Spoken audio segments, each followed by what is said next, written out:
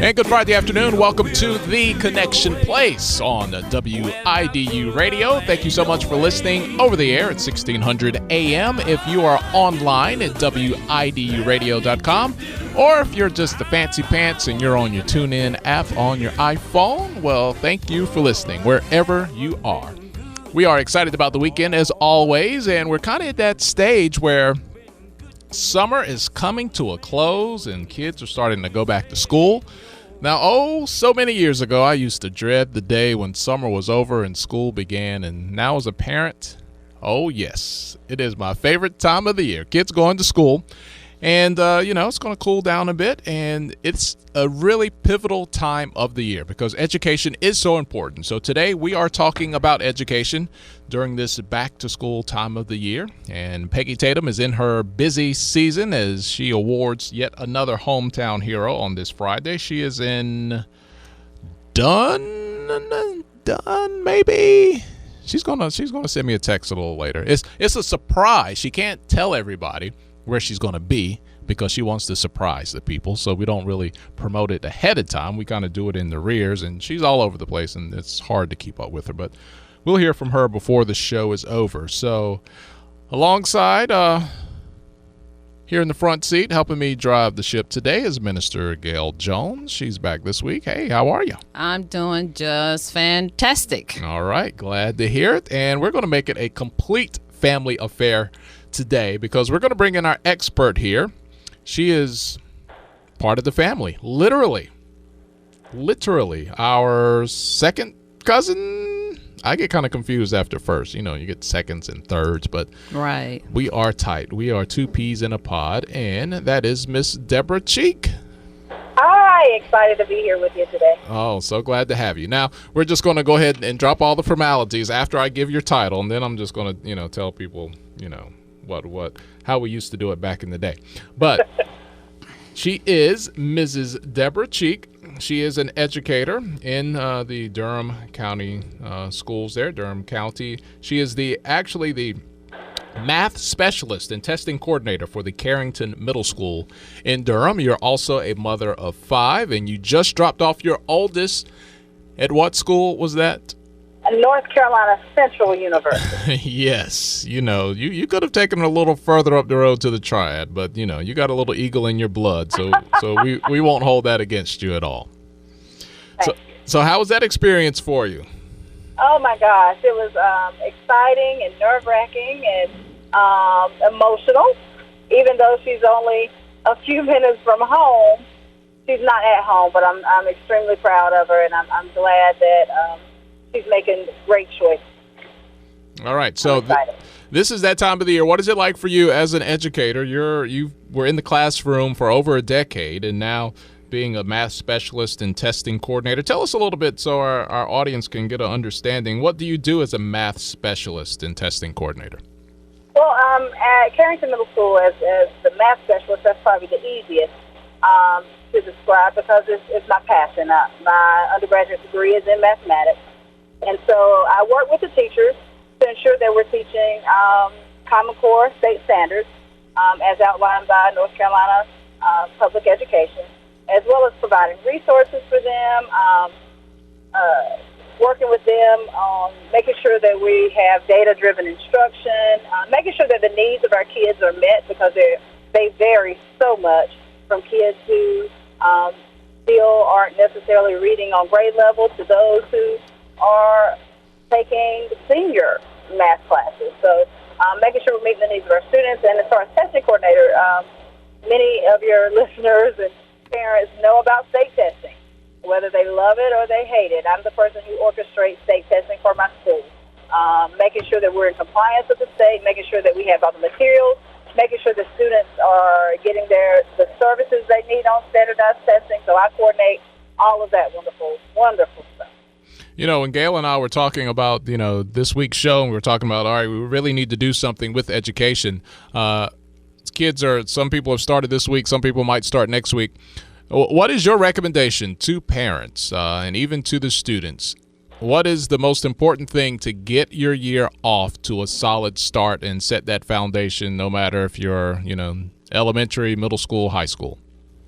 I think one one of the biggest things is probably not what most people would think. Make sure you have supplies, things of that nature. That's important, but it's not the biggest thing. The biggest thing is that it's new.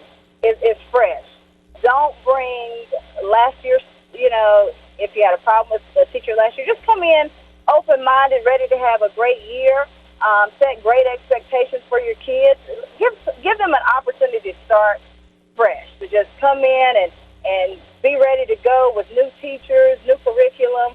Just encourage them. I think the positive aspect of it goes so much further than we understand, especially for older kids. I think we do a lot of that with our younger children, our elementary kids. We're excited about the first day of school. Our kids are excited about the first day of school, but by the time they get to 8th grade, that excitement is no longer there. So I would say stay positive and encouraging that this is new, this is different, and it's a new beginning, and let's just make the most of it. Talking with Debbie Cheek. She is the testing coordinator and math specialist at Carrington Middle School in Durham, also a member of the family here on the Connection Place. All right, each story, we should begin. We talk about the educational story. I like to provide a little context. Mm-hmm. Now, Gail and I and you, we're from the country. Gail and I, just a tad bit more country than you, Debbie. We were in the sticks. You were in the incorporated town limits of Clinton. You had a Piggly Wiggly. We just had a gas station in our neighborhood. But Gail, tell me what it was like when you were, graduating school, getting ready for college. It was kind of like community and school was all one big thing. Yeah, so as you alluded to, grew up in the country, and quite frankly, the farming community had as much influence on how and when we went to school as anything else. And quite frankly, it's pretty funny. I was thinking as I listened to Debbie talk about dropping off her daughter to school, to college for the first time. So my graduating class had a whopping 88 people in it. And quite frankly, my vision at the time was just to be somebody's secretary. And at that time, there was a school called Sampson Tech. So I was going to go to Sampson Tech, get my little certificate or whatever. But quite frankly, the counselor at the school, and I really do think he was the one that filled out the paperwork, got me interested, got me enrolled. And I actually applied at UNC and North Carolina State. And got into state with scholarships, but really got interested because I was really good at math, Debbie, really good at math.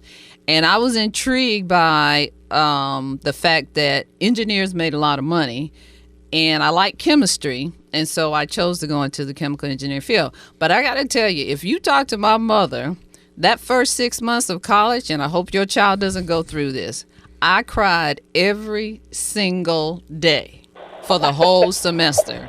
I was 50 whopping miles away from home, but it was just huge going from, a high school of about 300 people to a college of 17,000. It was very daunting to me.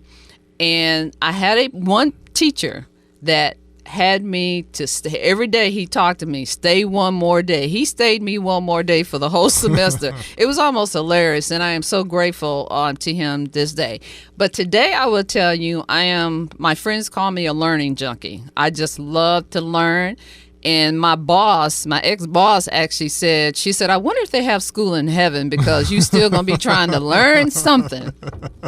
So it was, it was pretty daunting. And I had to take some pre-classes because my high school just did not teach what I needed to survive in a major university. So like you said, people may not like what you do, but you really are preparing students for what is to come. So, Debbie, when you and I were growing up, it was, your teachers, you saw them everywhere you went. You couldn't do anything at school that would not get back to your parents eventually. My second grade teacher, Miss Honeycutt, lived right across the field from her. She could step out of her door and holler and say, Tolly was acting up today, and that, That was going to be my second spanking of the day. My bus driver lived down the street. So there was kind of a protection and a cocoon as we grew up. And you in Clinton, it's not that big of a city. Your mom and dad could run into your teachers and principals anywhere. Now it's not quite the same. There's a lot of safeguards in place where teachers aren't the same, and they play by a different set of rules than they did when we were growing up. How do you, as an educator, how do you guys still take interest and create community in students from what you're able to do inside the classroom? I will echo what you're saying. It is much more difficult now than it was the 20-something years ago it was that we were in. Don't be afraid to date yourself. It's much different. Not only do you not live in the same community as the school that you go to, but there's so much more legal reform or legal restrictions than there were when we were in school. I mean, my teachers could spank me, no question asked, no permission. Each teacher had a paddle, and they used it. Yep. No educator in their right mind in 2015 would even consider doing that. I mean, there are seclusion and restraint policies and laws, and so you're setting yourself up for trouble. And I think the biggest thing with the paddling, it wasn't even that you were getting a physical punishment. It was that there was such a sense of community there that your family felt safe if they did. No one felt that anybody was going to, abuse you or, cause you great physical harm with that. And so we have to be really creative. Teachers have to work. They have to be intentional to foster community. We do things to make sure our kids know that we care about them. We go to their games. If they're in athletic clubs or if they are in academic clubs or if they are artistic and do things like show choir or theater, we really try to make sure that we support them in those ways. So there's a lot of attending things outside of school because, like you just mentioned, we don't stay together. I mean, you talk about being able to see your teacher across the field. Clinton was a little bit more spread out than that, but my parents went to school with the people who were my teachers, so they knew them, and you'd see them in the Piggly Wiggly, or if you were at the First Union back then, or whatever. So you have to be so strategic, and you have to keep lines of communication open and make sure that you're intentional about it. It's not just going to happen like it did 20 years ago. You have to make positive phone calls. I mean, there's some things that schools put in place just to make sure that teachers are making positive contacts with parents to build that sense of community. We sometimes even hold parent nights and things in the communities where the children live to make sure that we're visible in their communities. We partner with outside agencies. But I will tell you that it has to be intentional, and it takes a lot of effort. A lot of effort. Debbie, there's been a movement lately for two other types of schooling. One is homeschooling, and the other one is online schooling. They're actually, I don't know if you know, I live in Georgia now, but they're actually offering online schooling for K through 12, and they're offering it for free. So can you talk some about the impact that you think or see that homeschooling and online schooling has had on the education system? I think that homeschooling and online or virtual schools have their place. For example, at my middle school, for some of our advanced learners who are taking high school classes, we offer North Carolina virtual public schools.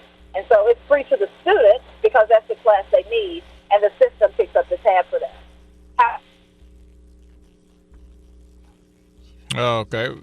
Debbie is in her car, and she's on the way back to Clinton. And after traveling down 421 myself yesterday, I think I dropped about 4 different calls. So we're going to give her a chance to hop back on the line here. We'll get her in a second, and we're going to have a quiz. You want to do the quiz after the break, or we can do the quiz after the break? I want to give you a little think time. Okay, I need that. Thank you very much. We're going to take a quick break here. We'll come back. We'll get Debbie back on the line as we continue to talk education as we get ready to get back to school. This is the Connection Place on WIDU.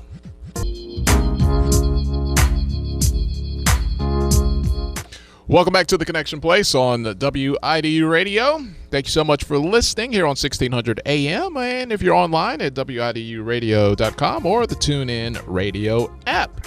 Tolly, Carr, Minister Gail Jones in the house. And we're joined by another member of the family here. And that's Miss Debbie Cheek, Mrs. Debbie Cheek. She was Debbie Faison all my life. So, sometimes I got to catch that married name there. She is the math specialist and testing coordinator for Carrington Middle School in Durham. She's going to jump back in the conversation in just a second, but right now we got to take a little.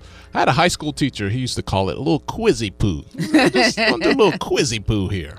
All right, so you got some questions about education in general. Is that what we're going to do? Yeah, I think, I'm a bit of a statistics person, and I think it's always interesting when you start to look at statistics. I think we, at least the three of us, would agree that education is very important. And, people will not pursue things unless they see that there's something in it for them. So my first question has to do with, what is the difference between earnings of someone with no high school degree versus someone with a bachelor's degree? So someone who goes to work straight out of high school versus... No, they don't even have a high school degree. Oh, no degree. Oh, okay. They didn't graduate high school. Okay. That versus someone who at least has a bachelor's degree. All right, we're talking percentage of income? Yeah. Okay. I would say if you don't even graduate from high school versus someone who does graduate from college, I would say they would make 50% more. How about 2.5 times more? 2.5 times. Right. And if you have a high school degree, you'll make 1.5 times more. Okay. So I would have been right on that. So you're pretty close. So what do you think is the high school graduation rate? High school graduation rate. Debbie, I know you know this off the top of your head, so don't say anything. No, you don't get the answer, Debbie. You're the expert. You just referee over here. But this is 2012, 2013 numbers. I got them from the Bureau of Labor Statistics. 78%? Well, a little bit higher. It said it was 81. 81? 81% versus it was 79% in 2011. All right. So what do you think the dropout rate was for 2013? Wouldn't it just be the inverse of that? Not necessarily. All right, so there would be some other factors there. Because some people would just fail. They wouldn't drop out. Okay. Right. 10%? How about 6%? And that's half of what it was in 1990. So again, this is Bureau of Labor Statistics. And since we got a mathematician on the phone, there's a bunch of other things that go into that. So here's the one that I thought was really cool. So how old is the oldest person that's a college graduate? When they graduated or this? When they graduated, how old? I've seen stories of people vary, like... Mm-hmm. Come on. 100? Close. 99. 99? Yeah. I remember a story. I'm just saying. 99. Okay. It's never too late. All right. What about the youngest college graduate? Youngest? All right, so we're talking whiz kid extraordinaire here. Yes. All right, 12. Close. 11. 11. This year in May. See, that's out of why California. I said grade on the curve, because I'm like right there. It's okay, but I thought those are fun statistics, for people to know. So, our education comes from many sources. It comes from our experience. It comes from the people around us, our parents, our siblings, our family, our friends, our, strangers. It gets from book. And we all know the impact of social media today on, teaching our children. And when we left, I had asked you, Debbie, the question around the impact of homeschooling and virtual or online schooling, and how do you see that has impacted our education system? And as I was saying, I think, there are great benefits to multiple ways to educate, because everybody doesn't learn the same way. So to speak to how it's impacted our educational system, other than redistributing resources, because even though you're homeschooled or you use virtual public schools, that does affect the resources that go into a public school. I think it just depends on the family.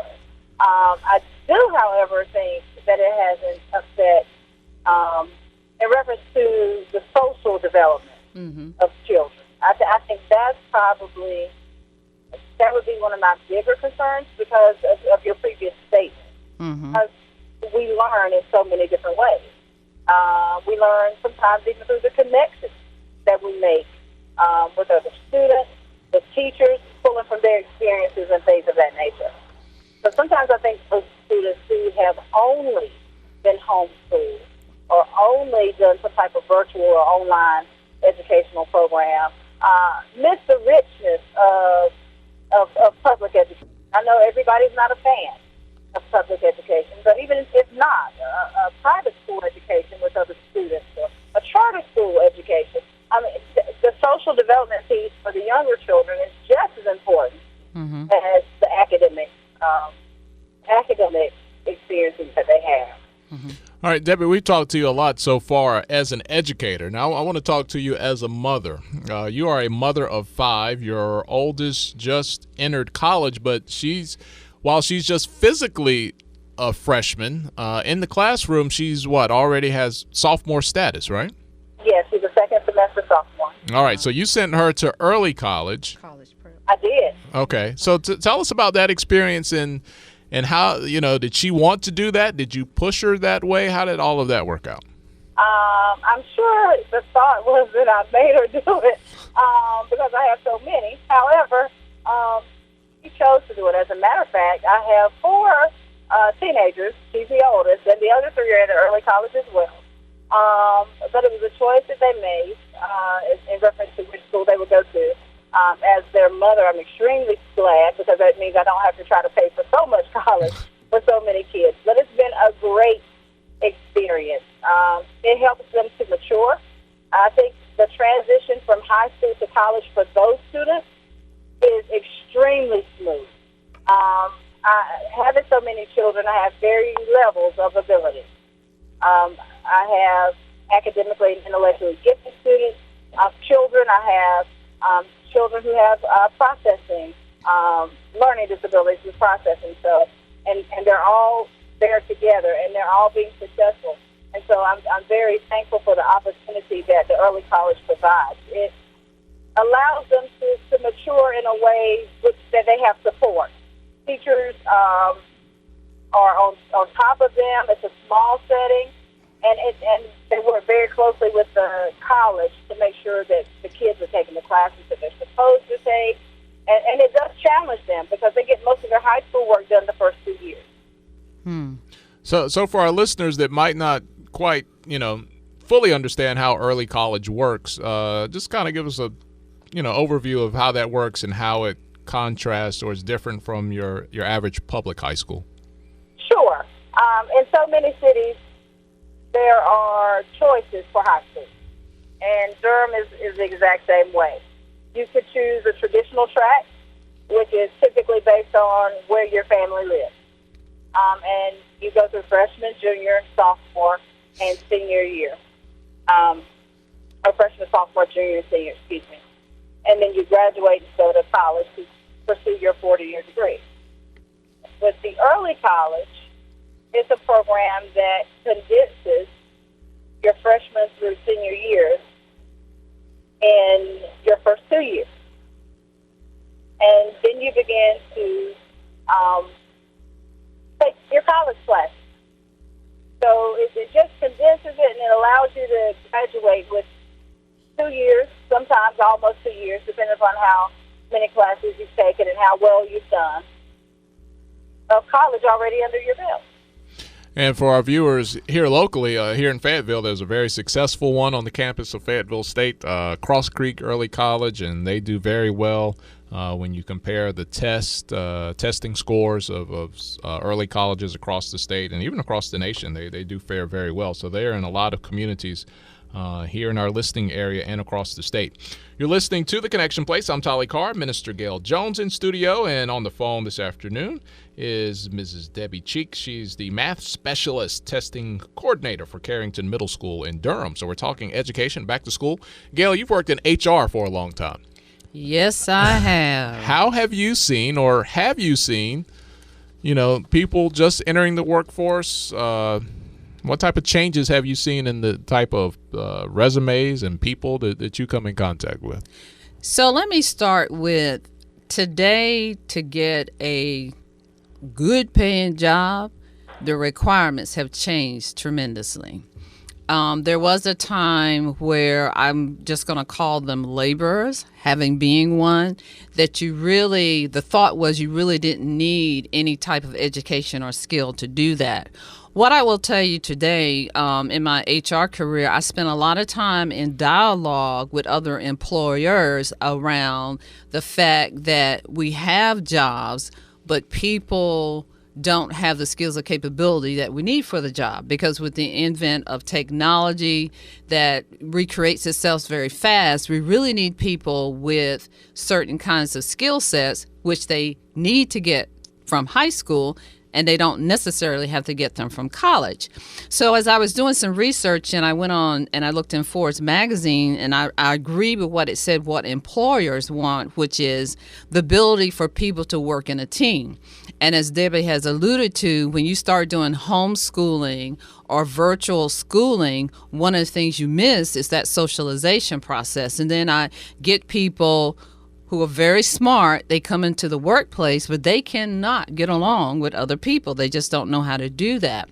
The other thing, the next big thing, was around the ability to make decisions and solve problems, which is, I think, where Debbie's work comes in, which is from the whole mathematical standpoint. And actually, a lot of companies test employers on simple things like, can you add, subtract, can you look at a graph and say and do some analyzation with that? And if people can't pass that, then, they probably can't work with the updated, upgraded new machinery that we have that makes things. The other big thing is the ability just to communicate verbally. It's one thing when you're talking with a group of people, and it's another thing when the only thing you're talking to is a computer. And again, this is where I think social media, and people may disagree with me, this is where I think social media has kind of did a disservice, because we got like 4 or 5 different languages, BFF and WYD and whatever, all this language stuff. And then people are almost losing the ability to communicate verbally in person with people. And as I'm sure Debbie will agree with me, that is critically important. It's like, if you want to be the CEO of a company, you need to be able to communicate your ideas, get your stuff across, and just be able to just, get your ideas across. And so many times, when we want to hire one person, this is just where we are. If we want to hire one person, I typically had to go through between 50 and 100 people just to get one person. So to me, that says something about our education system and whether or not we're really training the skills that people need to get good jobs and help this economy do what it needs to do. All right, Debbie, so you've been, in the classroom and administrative role over the years when it comes to socialization, and now I would imagine, and correct me if I'm wrong, you probably see a lot of faces buried in their cell phones and a lot of emojis and hashtags and a lot of things that we didn't do because that technology wasn't there. What type of impact has that had in our classrooms? It's huge. It's a huge impact. And we try, even at middle school level, to prepare our students for exactly what Gail was talking about. You can't walk into an interview with a resume that has emojis and acronyms. No one is going to hire you if that is a reflection of your ability. And so you have to teach them how and when to use those things. You can't take it away from them. But they have to learn to adapt and use those tools, yes, if you're tweeting, but if you're writing a paper, no. So I think it makes it very tough for us as educators to try to teach. It's almost like teaching a second language. Yeah, because you can't put IDK on the paper that you give me. It's unacceptable. I will know you didn't know if the answer is wrong. I should put IDK. And then you put SMH. exactly. Shaking my head. Yeah. Shaking my head. And so you have to, adapt. But you got to think you have young teachers, first-year teachers, and different people accept different things. Whereas I'm probably considered a veteran educator at this point in my life, or close to being a veteran educator, at very least a career educator. Other people think it's acceptable to, do those things. So I think we have to begin to teach our children how to adapt, how to modify. Yes, when I go home and I talk to my parents, or I talk to you guys, my cousins, and we're sitting around the barbecue, every sentence may not be grammatically correct. Right. But when I'm in my professional role, working with a group of teachers or working with people in the district, yes, sir, every verb is going to agree with the noun that went before it. Right. So I think we have to teach our kids how to adapt. And the second thing I think we have to do is use all that technology as tools. They're just tools to get you some type of the ability to acquire something else, tools to get you an answer for something. But don't make this the be-all, end-all. So if my kids are going to have cell phones, then I need to channel that use to something good. Find some app, something that's going to reinforce whatever concept I'm teaching. But we have to figure out how to marry the two. You can't take their identity and their culture away. But at the same time, you have to tell them that it's bigger than this moment here. You can't just BFF and IDK and SMH your way to a great career. Or the LOL will be on you. You're listening to The Connection Place. Tolly Carr, Minister Gail Jones, and Miss Debbie Cheek on the line this afternoon. All right, I work with young people. I mentor some kids from time to time because I work with a very specialized skill in video production and audio and radio and TV and all this stuff. So a lot of times kids will seek me out and they're leaving college. This is a question I get the most, and I think it might differ from field to field, but I'll ask you guys. I'll start with you, Debbie, and then shift over to Gail. I mean, is the new minimum now a graduate degree? Should you automatically assume that you need to go to graduate school and that a 4-year college degree is not enough? I am like Gail. I'm an education junkie. I've got a bachelor's, a master's, and I'm looking to get a doctorate. So I do believe, and this is technological society, either you need an advanced degree of some sort, depending on the field. I think what you said, that caveat is true.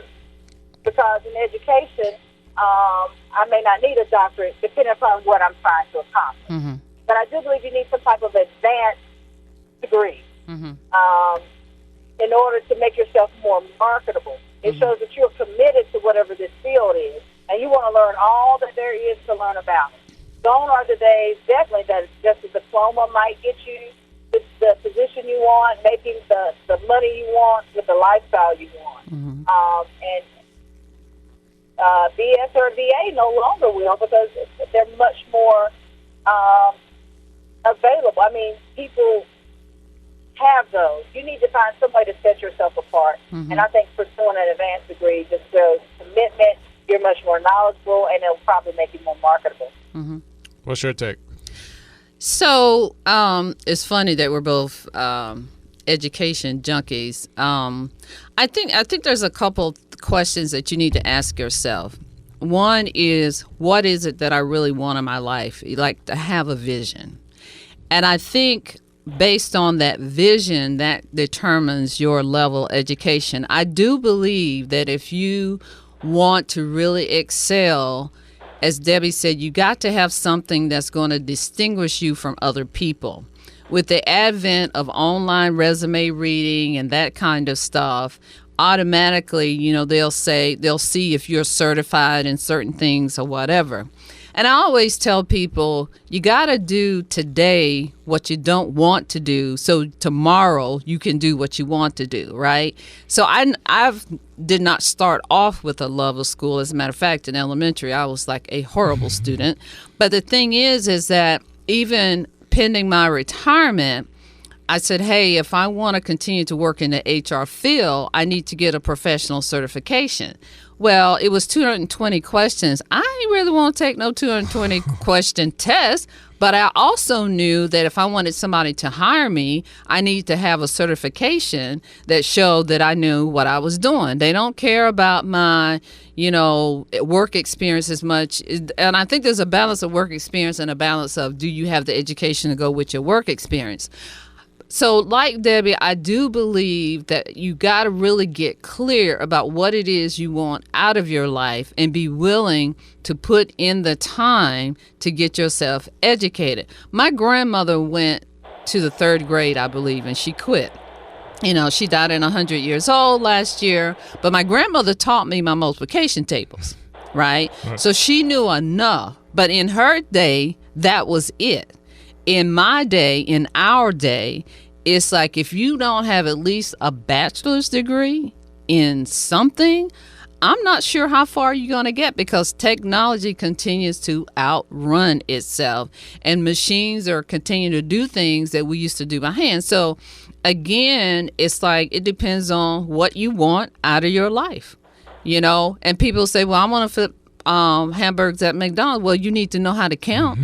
Right? You need to know how to figure out to make sure that you have enough food. So everywhere you turn, you must have some level of skills and ability in math, right, Debbie, to make it, to do what you need to do. All right, quick question here, Gail. I've heard this before. You tell me if it's true. Are resumes on a initial level just an algorithm? Are they like literally read by computers, and if your whatever they're looking for doesn't match, you're just spit out of the system? You're kicked out. We actually, for our system, it goes through, it looks at your work experience, and then we have levels of education that we require. And if you don't have that, then it just automatically kicks out, because you could be missing an opportunity just by not having the right level of education. Now, again, I'm not saying that a bachelor's or a master's or a doctorate is the end all. All I'm saying is just be clear about what your vision is for your life and understand what you need to do to get to where you need to go. And it's not always about connection. Everybody ain't going to be Tyler Perry, okay? I'm just saying. Everybody's not going to be Oprah Winfrey. That's not what God intended. He made us all different. However, you need to know what you need to know to get to where you want to go. All right, Debbie, I'm going to ask you as a parent and a teacher. So, I got this late start in life as far as having children. So my oldest just started pre-K yesterday. What is the best thing a parent can do for their children as far as the relationship they have with their teachers and the school that their child attends? What is the kind of parent 101 for the level of involvement that you should have? Be as involved as possible. Mm-hmm. You don't have to be the helicopter parent. You don't have to come eat lunch with your child every day. But you need to know what is going on in that school. You need to know what's going on in your child's life. And if you start out with that information, knowing what's going on, being involved, then your children don't think it's crazy when they're in high school and you're still involved and you know what's going on. I think that's one of the biggest things that I've seen as an educator, and it's one thing that made me decide that I was going to be different as a parent, that the older children get, the less involved the parents get. And I think the exact opposite should be true. Yeah. I think you need to be much more involved the older these children get, because the less they're going to tell you, and the more opportunities there will be for them to get involved in some things that may not produce the best results for them. So my number one piece of advice is be involved. Be a member of your parent-teacher organization. Be a grade parent, a class parent, whatever you need to do. And it doesn't mean you're at school every day. Some people have to work just like I do. But you definitely need to be involved. When you're involved, you know what's going on, and you can have a voice. All right, so you've had 5 kids here in school at different levels between age 7 and now in college. So I'm sure you've kind of learned some things on the other end too. What is maybe one thing you've learned that wasn't as effective for you that maybe you had to adjust with having your kids in school? Oh my gosh, there's too many things to... Well, give us a good one. By the time you have as many kids as I have, and you've gone through elementary, middle, and high, you've not only had some successes, you've had some challenges as well. I would say that I think the same piece of advice I just gave is probably an area in which I've had to struggle depending upon my child.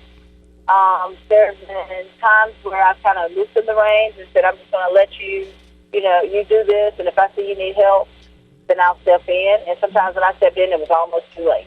Not that I wasn't an involved parent, but I wasn't checking the homework every night or checking it every, week or going online. Because now with technology, parents have access to kids' grades in real time. So I think it's the same type of thing. And just knowing their friends, you want to be the parent that they want to come hang out at your house. That way you know what's going on. But to think of one particular thing that I may have, I wish I would have done different, is hard because there's just so many. Well, you ought to be a politician too, because you just gave a get off the hook answer. There's so many. There's so many. So many. I'll call you later and tell you all about them. All right, yeah, because I want the good uncut version. So we'll have to talk about that off the air, because I'm just starting the journey, so I want to learn as much as I can. Well, Debbie Cheek, she's the testing coordinator and math specialist for Carrington Middle School in Durham, and she's also my second cousin and just a person that I've loved and been a big part of my life, my entire life. So thank you so much. This was fun hanging out with you today. Oh, yeah, thank you. All right, and we'll see you soon. Love you, Debbie. I love you guys. It's been fun. All right, have fun in Clinton this weekend.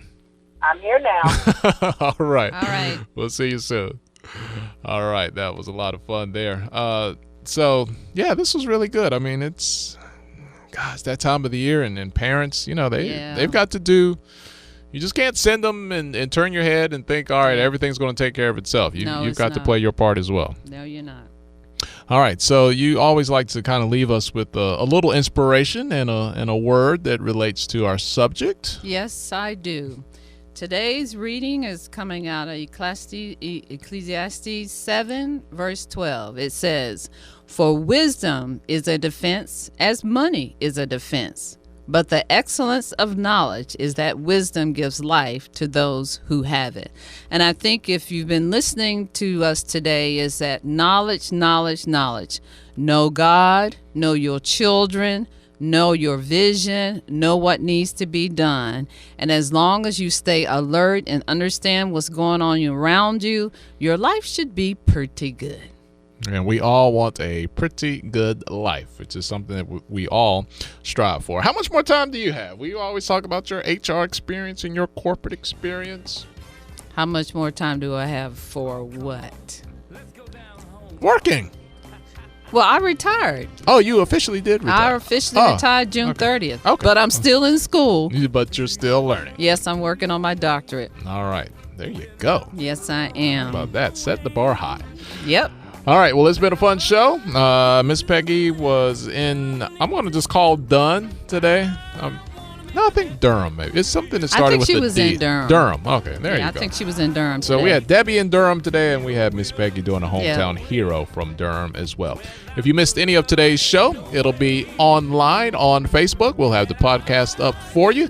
Just look up Peggy Tatum and TCP Magazine on Facebook, and we will take care of you there. Until then, you guys have a great weekend. We'll talk to you later.